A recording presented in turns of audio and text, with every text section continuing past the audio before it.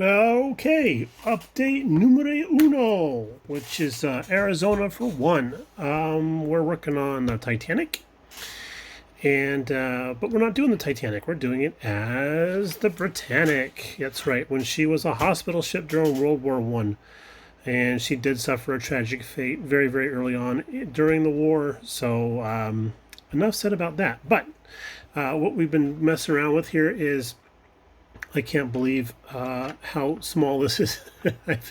I've had cupcakes bigger than this, but this is super cute. So we've just been cutting pieces off trees and cleaning up the places we cut them off, the little nibs, and then we're getting our painting hat on. I guess is the best way to say it. We're figuring out what we're going to do. So we know that we can keep the anti-fouling red down there, but that is kind of plasticky looking. So we'll probably use something out of the paint repertoire to we're going to prime the whole thing and then go back and repaint certain sections. But I didn't realize this. I didn't see this in the instructions either. But you can use this guy as a water line if you want to. I mean, it's got the little bit of a rudder sticking out of there, but you can use that as a water line kit if you wanted to. That's kind of fun. Or let's see here. So yeah, we're going to need to make this black go away. So we're going to prime it all and then do primer white over everything. Even over the white pieces we'll do primer white so that we can have a consistent sheen over the whole thing, and that'll make it easier for trying to detail some of the deck boards and such. I'm pretty sure the deck boards are out of scale. But no worries. And then our buddy Dan gave us a good tip on how to do the portholes. Those aren't portholes, these are portholes.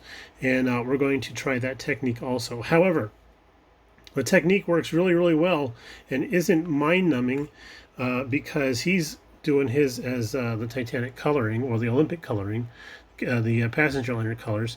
But since I'm doing mine in white, I'll have like 2 to 3 times as many portholes to do. So didn't think about that until I sat down and started working on it. I'm like, geez.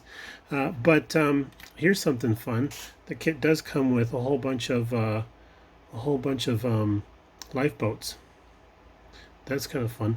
And then so we'll detail those up as best we can. Probably just paint the hulls white, prime them white, and then go back over and do the canvas tops in some sort of khaki color. So on our painting here, the detail isn't very, very good, but the paint scheme should be pretty basic. The green stripe looks like it's going to be like looks like a park green would be a good color for that, which is a gloss, which doesn't matter because we can go back over it with the dull coat later, and then just plain old Red Cross red. So the difficulty on my end will be coming up with a mask for the Red Crosses because, well, they all have to be the same. But I did invest in one of these handy dandy what do they call these things here? Oh yes, the Infini Easy Cutting Type B. This has all different types of grids on there, and it's driving the camera crazy, and my eyes don't like it. But I think we can do our Red Crosses on templates on that, so that'd be great. Something else that the painting shows that's a little different on the liner is that we get the black tops to here.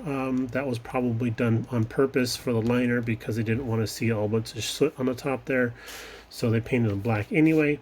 And they're molded in color on our kit, so we'll be priming all this stuff up too, so we can do a uniform yellowish coloring on all that stuff. Sadly, the masts are it is basically a toy almost, so the masks aren't hyper detailed, but there is a crow's nest there. There is a crow's nest there, and can you see the binoculars in there? Nope, I can't either. That's why they hit an iceberg. All right, guys, gals, that's it for update numero uno, and we shall check in a little bit later on, probably tomorrow or whatever, and show you what we've come up with. All right, bye now.